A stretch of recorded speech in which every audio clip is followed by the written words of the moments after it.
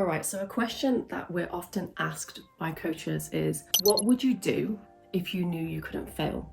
And this is a really good question to unlock what you actually want from life, what you want from your business, and what you're actually holding yourself back from doing. So I absolutely love this question. I love to see what comes out of this when I ask people, because I want to talk to you about growth and fixed mindset, because these terms are thrown around and I think a lot of people don't actually understand what they are, but they also don't necessarily understand how to get into a growth mindset, how to recognize a fixed mindset, and how to move forward. If you're not sure why you need a growth mindset, it's because 1, you will be more motivated, 2, you will be more productive, you will perform better, you are more likely to achieve your goals, you will feel better, you'll be more resilient and have more grit. And if the camera keeps wobbling, then I'm sorry, it just keeps happening. Growth mindset can be the difference between you actually becoming the successful business owner that you want to be and just flailing around for a really long time not making any money. So if you are sat in victim mode, then you are probably sat in fixed mindset, and I want you to know that it is completely changeable.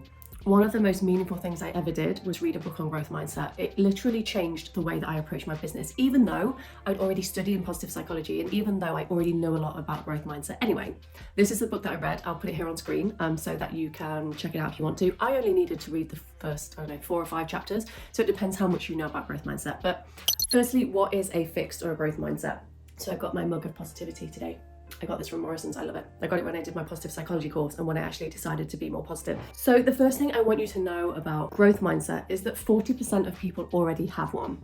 So it might be that you already have a growth mindset, but 60% of people do not. So especially for those people, we need to learn to cultivate more growth. The way to kind of think about a fixed and growth mindset is this. If you think that things are permanent and that you can't change things, then you likely have a fixed mindset. If you sit in victim mode, you likely have a fixed mindset. If you're quite dramatic about events, if you think that you can just blame your circumstances or external factors, if you're scared to fail, or if you avoid situations where you might be the one to lose, or you might look stupid, or you don't know what the outcome might be. Whereas in a growth mindset, you look at everything as an opportunity to grow. So everything becomes a journey for you.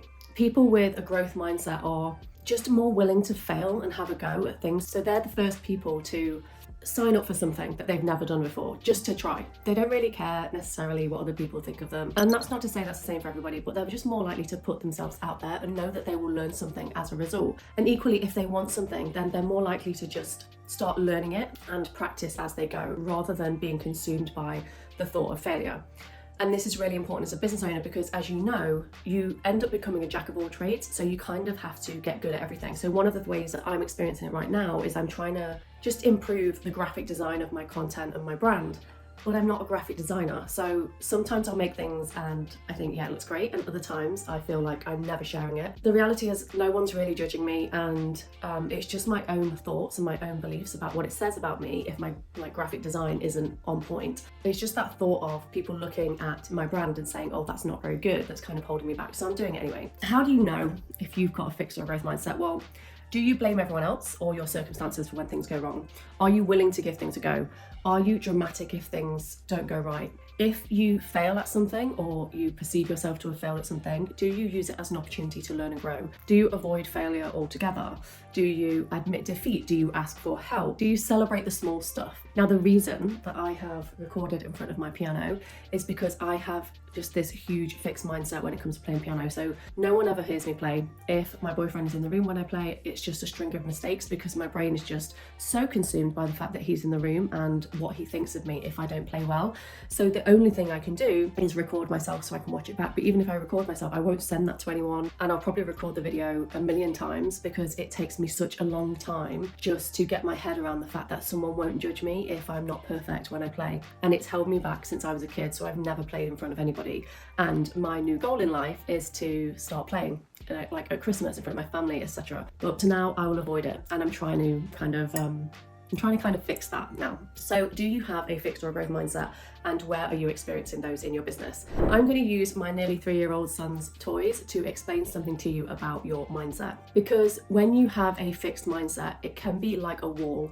It's blocking you from making money. It's blocking you from putting your content out there or sharing vulnerable posts. It's stopping you from going to networking events, all because you have created this wall, and it's made up of these things. So number one, you have your experiences, right? So these are all of the things that you've experienced, positive and negative, and it's typically the negative experiences that hold us back. Now, the next thing that we have is the way that you talk to yourself. So this is whether you say, I can do this, I can learn this, or whether you say, I'll never be good at this because I have never before been good at this, or I've never before learned this, therefore it's too late for me. So this is how you talk to yourself and what you tell yourself in your own head. Then the next thing is your beliefs. So what have you made your past experiences mean about you? And our limiting beliefs hold us back in so many ways. And then we have what people say about us. So we might have friends, family, or clients that say good things about us, but then we will also have friends, family, and clients that say bad things about us or choose not to work with us, and they go on top.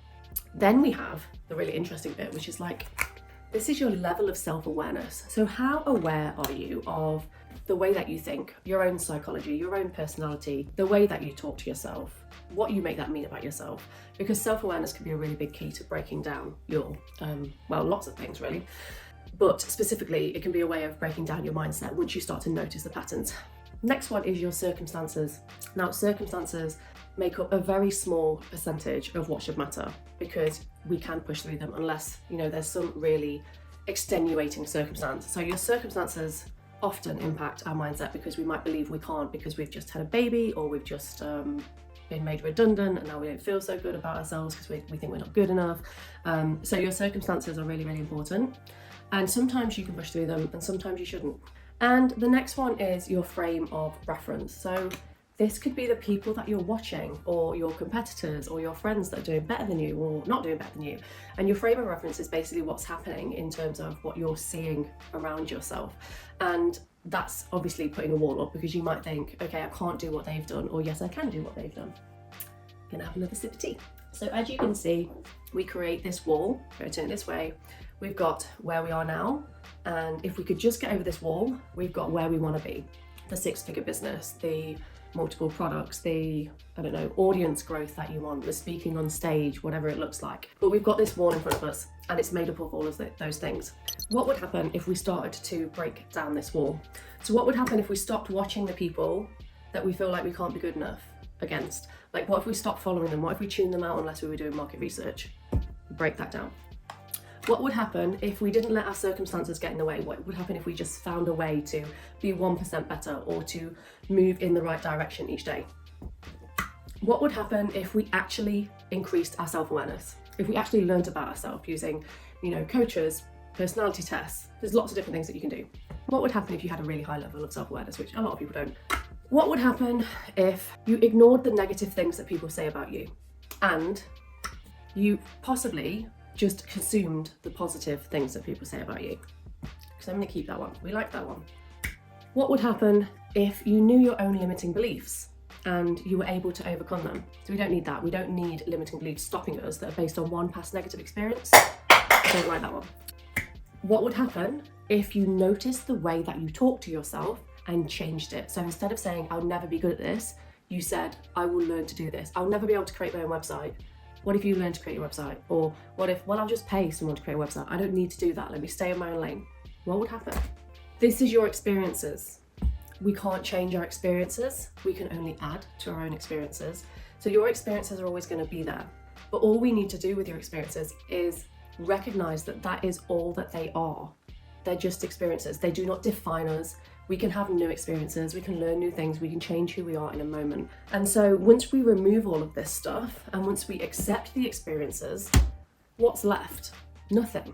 There's no wall, there's no mindset block, there's no limiting beliefs. There's just us operating in a way that says, I can do this, I can learn something new, I can change, I can manage my circumstances, I can get where I'm going, I can get good at something, I can ask for help, I can reframe the way that I talk to myself, the way that I view myself, and I'm gonna enjoy the journey. That's what happens when we remove all of this stuff. So I'm gonna recap on some of the things. Oh, my leg's gone really dead. Oh, that's not fun. Let's have some more tea. Let's break it down again and just give you some tips in terms of how you can help yourself to start leaning into this growth mindset. So firstly, ask yourself, what would you do if you knew you couldn't fail? That's the first thing, because that is a really telling question. The second question is, what is your mindset stopping you from doing? So is it stopping you from posting? Is it stopping you from going live? Is it stopping you from starting a business? Is it stopping you from growing your business, putting your prices up, starting an email list, creating a website, getting on LinkedIn? That's a big one. What is your mindset stopping you from physically doing? And how is that impacting your business? The second part of that question is really, really important. There is something you want. There is someone you want to be, there is something you want to achieve, there is a financial goal that you want to hit, and your mindset is stopping you from getting there. The next question you need to ask yourself is, what do you need to let go of? Maybe it is a limiting belief or an experience, but there's likely something that you need to let go of, and maybe it's self-talk, maybe it's, like I said, following the people that actually kind of activate you negatively. And the other question that I think is really, really important here is, what can you try? Like, what opportunities do you have in front of you? What can you try to learn? What can you try to do? What event can you go to where you take small baby steps in pursuit of your goals?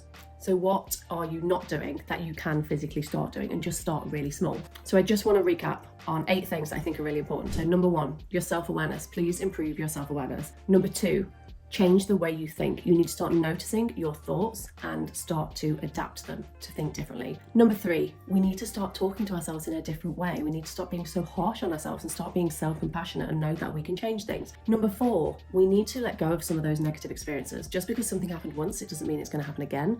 And just because we experienced something once, it doesn't mean we have to carry that for the rest of our lives. Number 5, we have to change the way that we view failure. And also what you make it mean about yourself, because just because you feel like you failed once doesn't mean, like I said, it's going to happen again. Number 6, you have to change your habits. If there is something you need to learn or a way in which you need to grow, it starts by creating very mini habits that you can replicate every single day. Number 7, we need to start visualizing. So I really recommend that you start visualizing what your life would look like if you met your goals. Visualization is one of the strongest ways that you can increase hope and also start to set goals for yourself and actually achieve them. There's a reason coaches use visualization, and it's because it's really effective. Number 8, we have to start being willing to try. Now, a lot of people don't like this language where it's saying you need to do this and you have to do this, but actually if you want a 6-figure business, you are the exception and not the rule. So I'm saying that you have to and you need to, because you can get there without it, but you're not going to feel great. So one of the things about growth mindset, aside from the fact that it increases your performance, it makes you more motivated, is that it makes you feel better when you have it. So what I noticed after reading the book is that I just felt better. Every time I experienced something that was really, really hard, I just felt like, you know what? I know what this means. I know what my brain is doing. I'm going to flip it. I'm going to do something different and I'm going to carry on anyway. And I just felt more comfortable that I had more control over what I was doing. Now, if you are listening to these questions and you know that you probably have a fixed mindset, then I recommend that you go and check out this video as well on imposter syndrome and how to beat it. Why is tea so good? I think that's a wrap, don't you?